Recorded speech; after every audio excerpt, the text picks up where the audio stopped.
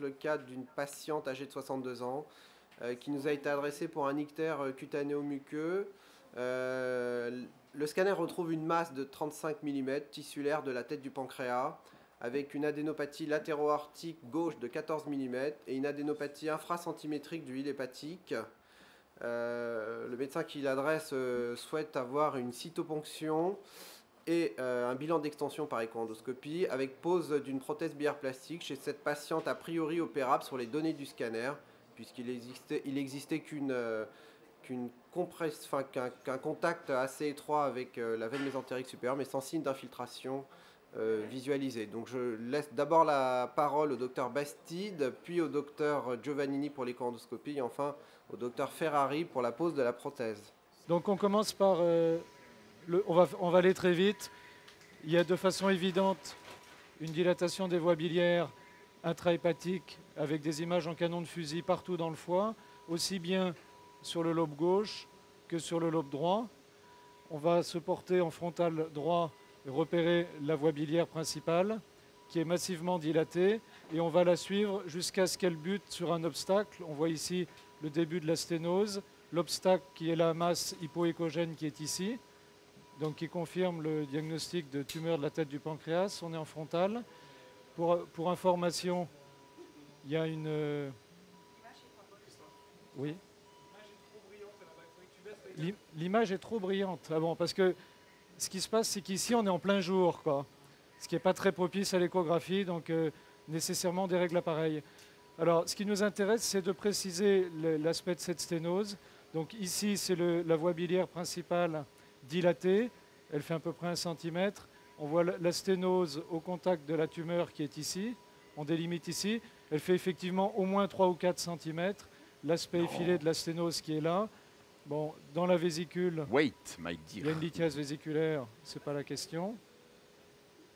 Et on va se porter ici en transverse. C'est trop brillant? Trop brillant? Je ne sais pas s'il faut me le dire. Ah d'accord, ok. Bon, alors donc en transverse, l'avant, l'arrière, la droite, la gauche. C'est toujours les mêmes repères, le rachis en arrière. Il y a la moelle épinière ici dans le canal rachidien, la veine cave, la veine rénale gauche qui cravate la face antérieure de l'aorte qui est ici.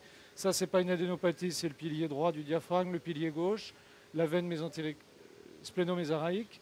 Et puis, on va trouver facilement cette masse qui est au contact du cadre duodénal qui est ici. La masse est l'appareil hypoéchogène.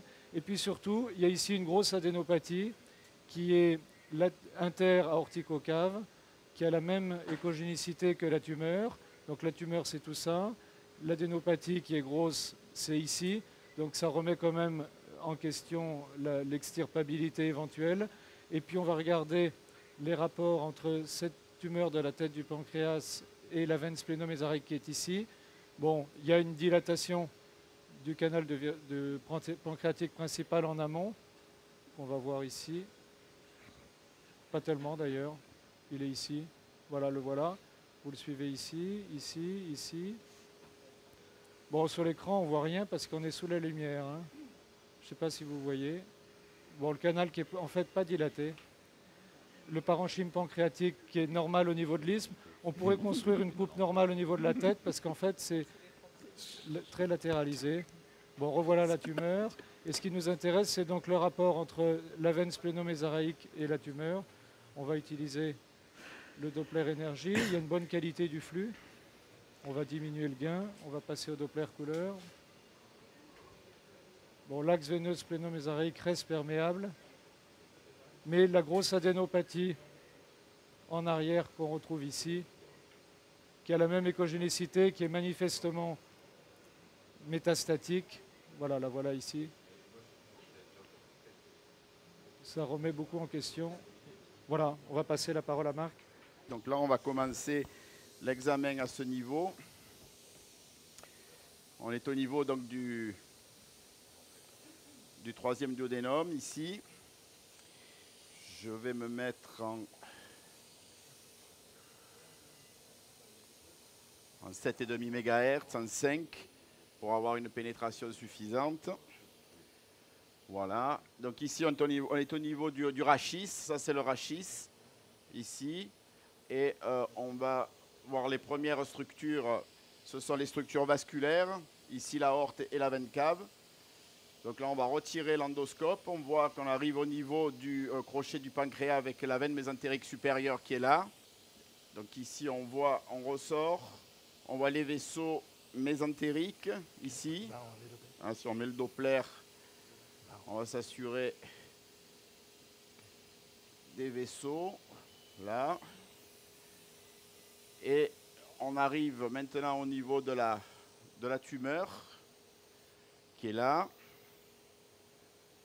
Ici, les deux vaisseaux mésentériques avec la veine qui est là et l'artère qui est là. On voit qu'on est à distance. On voit que la lésion arrive au contact de la veine mésentérique, mais on a toujours cette interface de sécurité. Donc ici, on n'a pas d'envahissement de la tumeur.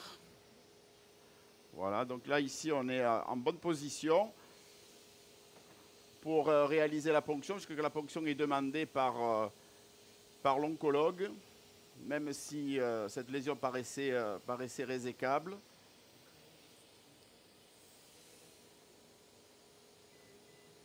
Ici, on a donc la lésion qu'on revoit. Je pousse un petit peu pour avoir l'ensemble du pancréas. Ouais, oui, ici, donc, c'est la confluence. Et je pense que là, on a l'adénopathie qui est une adénopathie finalement plutôt à la partie basse de la tête du pancréas et avec la masse tumorale qui est ici. Voilà. Et ici, on a l'ensemble du pancréas. Là, on est en face de la papille avec ici donc, le genou du pancréas, le corps, et ici. Donc, vous voyez que par transduodénal, on peut avoir un aspect complet du pancréas avec la tumeur qui est là. Donc là, je vais faire la ponction. Donc c'est une aiguille de 22 gauge, c'est l'aiguille HD, High Definition. Même dans les aiguilles, il y a des High Definition maintenant.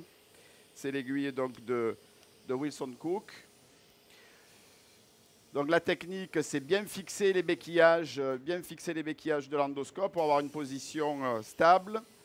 De sortir ici, vous voyez à droite, là, et avec l'érecteur, je peux bouger le cathéter de l'aiguille. Puis, c'est sortir l'aiguille. Vous voyez que là, je ne vais pas être très bien placé, je vais être en périphérie. Donc, la technique, c'est d'essayer de faire un petit peu up, d'amener la lésion sur le trajet de l'aiguille. Vous voyez, en tirant un petit peu. Encore un tout petit peu. Voilà, et là, ça va être bon. Voilà, ici, on n'est pas trop mal. Donc, je repousse le stylet pour nettoyer l'aiguille d'une éventuelle contamination de la paroi gastrique avec des cellules de la paroi gastrique. Ça, c'est moins important au niveau du pancréas, mais ça peut être important au niveau des ganglions. Parce que si on pousse des cellules de la paroi digestive, de la paroi digestive normale dans un ganglion, l'anapathe peut répondre faussement, métastase par un adénocarcinome bien différencié. Voilà, ici on fait des mouvements de va-et-vient. On va essayer de changer un petit peu la position de l'aiguille, en tournant un petit peu l'endoscope simplement. Voilà.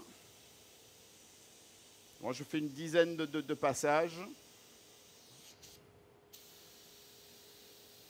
Voilà, encore on voit ici que la tumeur là, est au contact de la veine porte sans l'envahir, avec à ce niveau peut-être,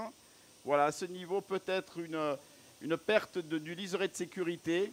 Ce n'est pas une contre-indication formelle à la chirurgie, mais ça peut donner des indications aux chirurgiens pour une éventuelle résection de la veine porte.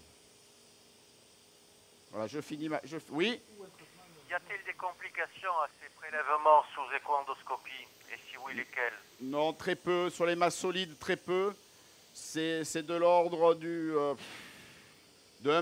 1%. Et ça survient surtout au niveau des tumeurs. Non, ça survient surtout au niveau des tumeurs kystiques et pas trop au niveau des tumeurs solides. Et quel type de complications hémorragiques? C'est plutôt des problèmes de bactériémie, de fièvre et de rares cas de pancréatite qui ont été rapportés si on utilise des aiguilles de gros calibre, c'est-à-dire supérieures à 19 gauges. Il y a eu un moment des aiguilles de 18 gauges qui ont été proposées. Elles ont été abandonnées pour ce problème-là. Voilà. Est-ce que tu trouves que c'est l'écogénicité habituelle d'un adénocarcinome? Comment? Est-ce que tu trouves que c'est l'écogénicité habituelle d'un adénocarcinome? C'est vraiment un peu hypoécogène, oui. Oui, pour... C'est limité, c'est bizarre. Oui. Je pense pas que ça puisse être auto-immun. Ah, une pancréatite auto-immune. Parce que tu vois, on voit des septaécogènes dedans. Ouais. C'est inhabituel. Les pores biliaires sont normales? Tu vois tous les septaécogènes qu'on voit? Alors, il y a Marc Marté qui nous pose la question de savoir si ça pouvait être une pancréatite auto-immune, parce qu'il y avait des septa à l'intérieur. C'est bien limité. Et ben, on verra sur la ponction. Et l'adénopathie, ça rentre dans le cadre? Oui, ça peut rentrer dans le cadre. Ce qu'on peut regarder, c'est le reste du pancréas, de savoir s'il y a une dilatation du virsung ou pas, quoi, hein. Et voir si tu as un épaississement des pores biliaires associés. D'accord, on va essayer de regarder la voie biliaire. Oui. Tu peux nous préciser le type de prélèvement que tu obtiens avec cette aspiration? Alors on obtient dans 80% des microbiopsies et on fait toujours une double lecture avec l'utilisation du cytolite qui nous donne une cytologie en monocouche et les microbiopsies là qu'on voit ici, voilà, là qui sont blanches, hein, et qui sont généralement possibles dans 80% des cas, qui nous donnent un aspect histologique. Alors je vais essayer de regarder la voie biliaire pour faire plaisir à... Alors il y a un élément qui peut-être va dans ce que dit Marc, c'est que le canal de Wirsung n'est pas dilaté du tout. On le voit ici. Pour une tumeur de la tête avec un ictère, c'est quand même... Par contre, c'est vrai qu'il y a cette adénopathie ici derrière et la masse qui est là. Mineur et perméable, c'est normal que le Wirsung soit pas dilaté. Oui. Ça exclut pas le fait qu'il soit de calibre normal, un cancer du pancréas. Oui, on verra sur la biopsie.